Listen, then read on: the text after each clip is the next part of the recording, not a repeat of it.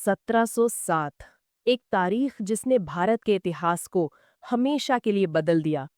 मुगल साम्राज्य की चमकदार इमारतें, विशाल सेनाएं और कभी न झुकने वाला तख्ते ताउस, सब कुछ जैसे अचानक डगमगाने लगा। औरंगजेब की मौत के साथ एक ऐसा युग खत्म हुआ जिसने करीब 5 दशक तक हिंदुस्तान की राजनीति को अपनी मुट्ठी में बांध रखा था। लेकिन असली कहानी अब शुरू होती है। औरंगजेब ने साम्राज्य को जितना बढ़ाया उतना ही कमजोर भी कर दिया। लगातार युद्धों ने खजाने को खाली कर दिया, जागीरदारी संकट गहरा गया और सबसे बड़ा सच ये कि मुगल शासन अब व्यक्तिगत शक्ति पर निर्भर हो चुका था। जैसे ही शक्तिशाली बादशाह गया, साम्राज्य की नींव हिलने लगी। औरंगजेब के तीनों बेटे मोहम्मद आजम, बादर बख्त और मुअज्जम सभी तख्त के दावेदार, और यही वो चीज थी जिसने मुगलों को पहले भी कमजोर किया था। 1707 के बाद राजमहल की गलियारों में शुरू हुई एक ऐसी दौड़ जिसका अंत हुआ जजाऊ की लड़ाई में, जहां मुगल सेना पहली बार एक दूसरे के खिलाफ पूरे बल से भिड़ती दिखी।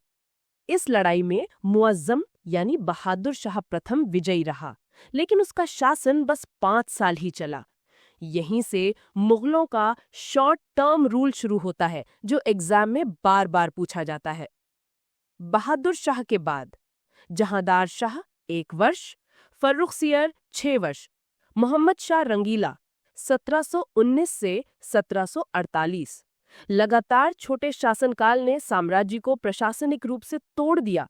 सूबेदार, नवाब और जागीरदार सब स्वतंत्र बनने लगे।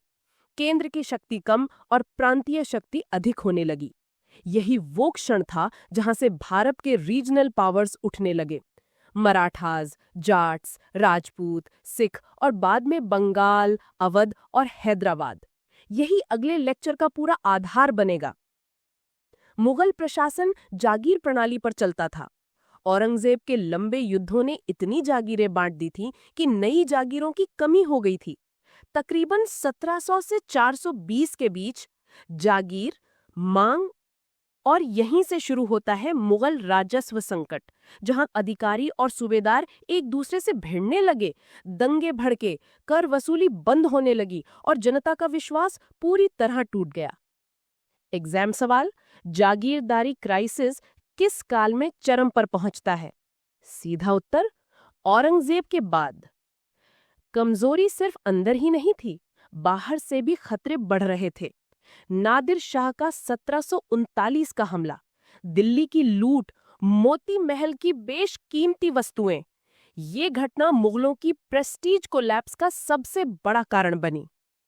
फिर अहमद शाह अब्दाली के हमले, राजनीतिक स्थिरता पूरी तरह खत्म, और भारत अब उस दौर में प्रवेश करता है जहां ब्रिटिश पावर राइज होना लगभग तय था।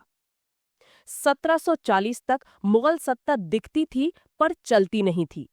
केंद्र का आदेश अब सिर्फ कागज पर लिखा शब्द बन चुका था। सूबेदार अब अपनी सेना, अपना कर, अपनी मुहर सब खुद इस्तेमाल कर रहे थे। यानी मुगल साम्राज्य एक नाम मात्र की शक्ति बन गया था। इसी वैक्यूम में आगे चलकर ईस्ट इंडिया कंपनी प्रवेश करती है और 1757 की प्लासी की नींव आज ही रखी जा चुकी थी। छोटा सा रिव्यू ताकि फैक्ट्स दिमाग में बैठ जाएं। 1707 औरंगजेब की मृत्यु, 1707 जजाऊ की लड़ाई, बहादुर शाह फर्स्ट 1707 से 12, जहांदार शाह, फिर फर्रुखसियर, फिर मोहम्मद शाह, जागीरदारी क्राइसिस, राजस्व संकट, 1739 नादिर शाह इन्वेजन और राइज ऑफ रीजनल पावर्स। ये सारी घटनाएं सीधे ब्रिटिश इन्वॉल्वमेंट की जमीन तैयार करती हैं। अब सवाल ये उठता है कि मुगल साम्राज्य के इस पतन का फायदा सबसे पहले किसने उठाया? कौन सा भारतीय शक्ति समूह सबसे तेजी से उभरा? मराठास, राजपूत्स, जाट्स या फिर सिख? और भारत के किन सूबों ने स्वतंत्र राज्य की तरह उभरकर कंपनी रूल का मार्ग प्रशस्त किया?